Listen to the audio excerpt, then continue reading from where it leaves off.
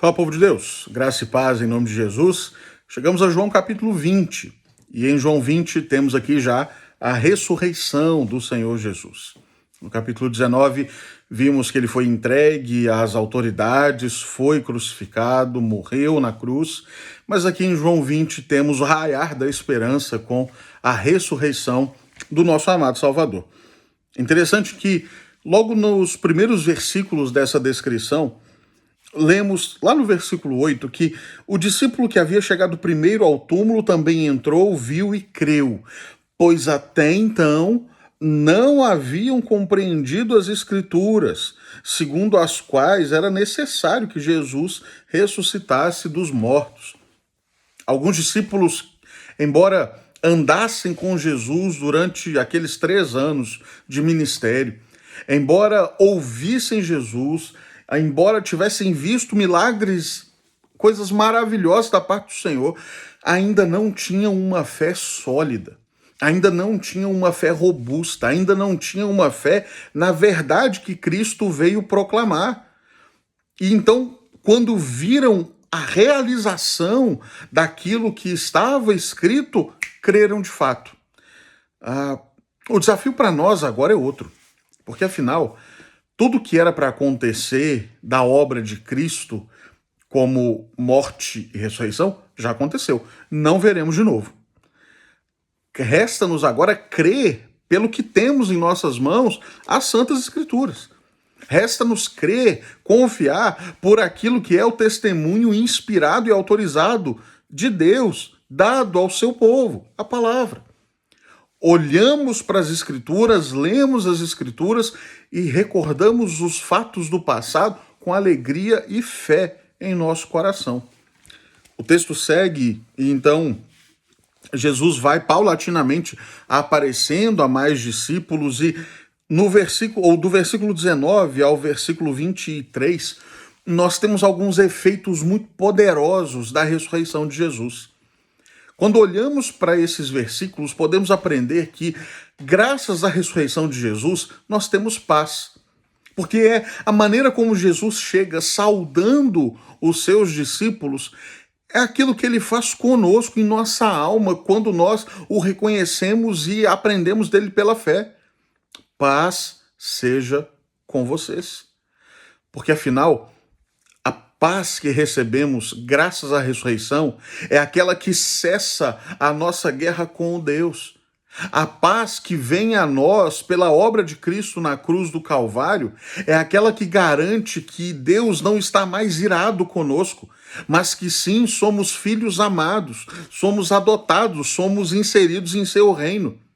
Antes disso, sem Cristo, sem confiarmos na obra de Cristo, sem crermos na sua ressurreição e no poder que dela emana, nós estaríamos em contínua guerra com Deus, e isso não é um bom negócio.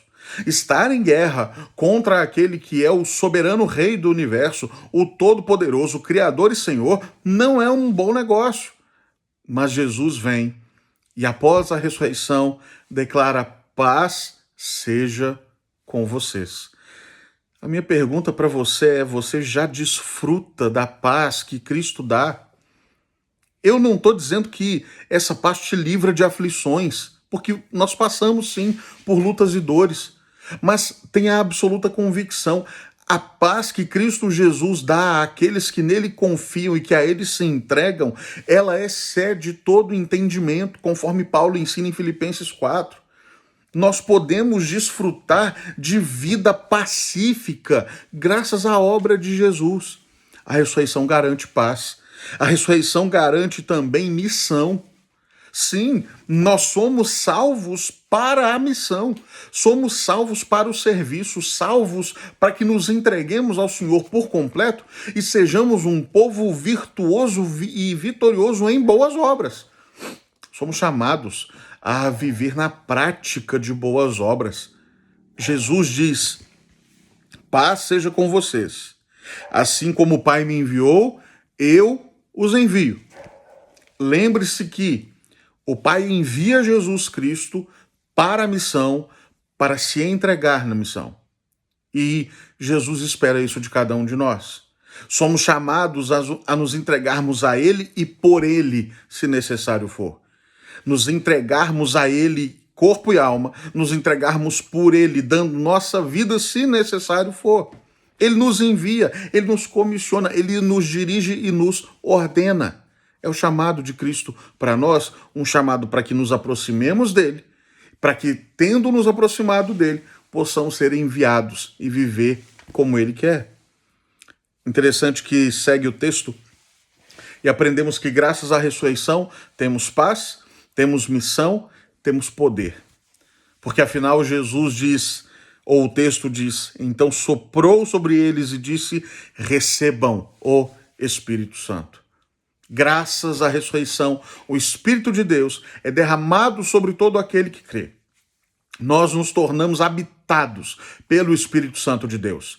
Isso se torna algo extraordinário a partir de Pentecostes, grandioso. Não extraordinário no sentido de incomum, mas de grandioso. Porque, afinal, a partir de Pentecostes, a igreja de Cristo recebe o Espírito todo convertido, é habitado pelo Espírito Santo de Deus. Passamos então a viver pelo poder do Espírito Santo em nós. Passamos a viver conduzidos, guiados, orientados pelo Espírito Santo. A vida do cristão, a vida do salvo é a vida no poder do Espírito. É o que Paulo chama de andar no Espírito. Finalmente, o texto no capítulo 20 nos relembra algo muito precioso. Lá no versículo 29, após a confissão de Tomé, meu Senhor e meu Deus, Jesus diz, você crê porque me viu. Felizes são aqueles que creem sem ver. Somos nós. Não vimos Cristo. Não vimos seus milagres. Não vimos seu poder. Não vimos os seus discursos. Não vimos. Mas vemos, sim, suas obras hoje. Mas não vimos aqueles 3 anos de ministério. E agora? Somos menos especiais? Somos menos crentes? Não. Diz Jesus, são bem-aventurados aqueles que não viram e ainda assim creram. Aqueles que não viram as feridas nas mãos, aqueles que não viram a ferida do lado de Jesus, mas ainda assim creram. Eu não vi o Cristo ressurreto, mas eu creio. É esse o desafio da fé para mim e para você. Crer sem ver. Não vimos Cristo ressuscitado, mas isso não torna a nossa fé pior. Pelo contrário, somos bem-aventurados, porque podemos crer ainda que não vejamos. O texto se encerra no capítulo 20 com o versículo que vimos lá no primeiro vídeo do Evangelho de João. O propósito do livro. Os discípulos viram Jesus fazer muitos outros sinais, além dos que se encontram registrados neste livro. Estes, porém, são registrados para que vocês creiam que Jesus é o Cristo, o Filho de Deus, e para que, crendo nele, tenham vida pelo poder do seu nome.